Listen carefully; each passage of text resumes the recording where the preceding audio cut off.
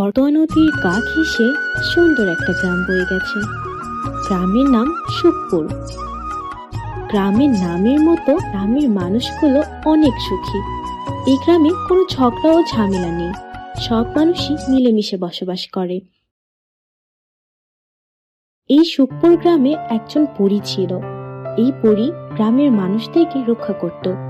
যে কোনো মানুষ কোনো সমস্যায় পড়লে পরী তাকে গিয়ে সাহায্য করত ও তার বিপদে আপদে পাশে থাকত। তিতুন, তিতুন, কোথায় গেলি তুমি তিতুন? কোথায় আর যাব রে, দুমুঠো খাওয়ার জন্য ব্যবস্থা করছি। তিতুন, আমার না শীতের সকালে অনেক পিঠে খেতে ইচ্ছে করছে। আমি পিঠে খাবো। এই শীতের সকালে তো আমারও পিঠে খেতে ইচ্ছে করছে, কিন্তু কি আর করব বল, দুবেলা দুমুঠো ভাত জোটে না, সেখানে পিঠে খাবো কিভাবে? আমি কিচ্ছু জানি না, আমার পিঠে খেতে ইচ্ছে করছে তিতুন, আমি পিঠে খাবোই। কাঁদিস না দিদি ভাই, এইভাবে দেখি কোনো উপায় করা যায় কিনা। যখন বাচ্চা মেয়েটা কাঁদছিল সেই সময় পরী ওদের কাছে চলে যায়। পরী ওদের দুঃখ কষ্টের কথা শুনে ওদের পিঠা বানানোর সব সামগ্রী দিয়ে আসে। এই না তোমাদের পিঠা বানানোর সব সামগ্রী, এবার তোমরা এটাতে পিঠা বানিয়ে খাও।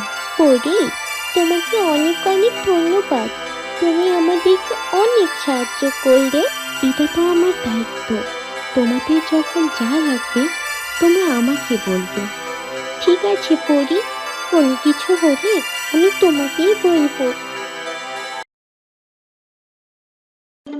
এদিকে একজন কৃষক তার সব ফসল নষ্ট হওয়ার কারণে কাঁদতে থাকে। এ কি হলো আমার? গরুতে সব ফসল খেয়ে গেল। এখন আমি কি করি? এই সর্বনাশা গরু যে কোথা থেকে এলো, এত বড় সর্বনাশ করে গেল আমার। হায় হায়, এখন আমি কি করব? আমার এত টাকার ঋণ আমি এখন কিভাবে শোধ করব? এই সময় ওখানে পরী চলে আসে। পরী এসে দেখে ওখানে একজন কৃষক অনেক কান্নাকাটি করছে। কি হয়েছে তোমার, তুমি কাঁদছো কেন? আমার সবকিছু শেষ হয়ে গিয়েছে, আমার এত কষ্টের ফসল সব শেষ হয়ে গিয়েছে, সব ওই গরু খেয়ে ফেলেছে। তুমি কেঁদো না, তোমার সবকিছুই আবার ঠিক হয়ে যাবে। কিভাবে আমার ঋণ পরিশোধ করব? কিভাবে আমার সংসার আমি চালাবো? আমার তো সব শেষ হয়ে গিয়েছে। ওর এত কষ্টের কথা শুনে পরী ওর সব ফসল ঠিক করে দিল। এই না, তোমার সবকিছুই আমি আবার আগের মতো করে দিলাম। হ্যাঁ, সত্যি কি সব ঠিক হয়ে গিয়েছে? আমি কি সত্যি দেখছি সবকিছু, নাকি স্বপ্ন দেখছি আমি? এগুলো সবই তোমার, এখন থেকে তুমি ভালোভাবে চাষাবাদ করে খাও। এরপর পরী ওইখান থেকে চলে যায় আর কৃষক মনের আনন্দে কাজ করতে থাকলো। এইভাবেই পরী গ্রামের সব মানুষকে সহায়তা করতে থাকে। একদিন হঠাৎ করে গ্রামের বাইরে থেকে একজন লোক আসলো। লোকটি গ্রামের মানুষদের মুখে পরীর কথা শুনে মাথায় অনেক বুদ্ধি আসলো। এই বইটিকে যেভাবে হোক শহরে নিয়ে যেতে হবে। একে যদি আমি বিক্রি করি তাহলে অনেক টাকা পাবো, আমি অনেক বড়লোক হয়ে যাব। আমাকে কি তোমরা এই পরীর সাথে দেখা করে দিতে পারবে? দেখা তো করিয়ে দিতে পারবো, কিন্তু এই পরী তো আর সব সময় আসে না। কেউ যদি বিপদে পড়ে তাহলে এই পরী আসে। একটা কাজ করলে কেমন হয়, এই লোকটাকে যদি আমি এখন নদীতে ফেলে দিই তাহলে তো অবশ্যই পরী আসবে। পরী আসলে আমি পরীকে ধরে ফেলবো তাহলে। এই ভেবে দুষ্ট লোকটি ধাক্কা দিয়ে নদীতে ফেলে দিল। এ কি করলে তুমি আমার সাথে? আমি তো সাঁতার কাটতে পারি না, আমাকে তুমি বাঁচাও। কে কোথায় আছো? আমাকে এসে বাঁচাও, বাঁচাও।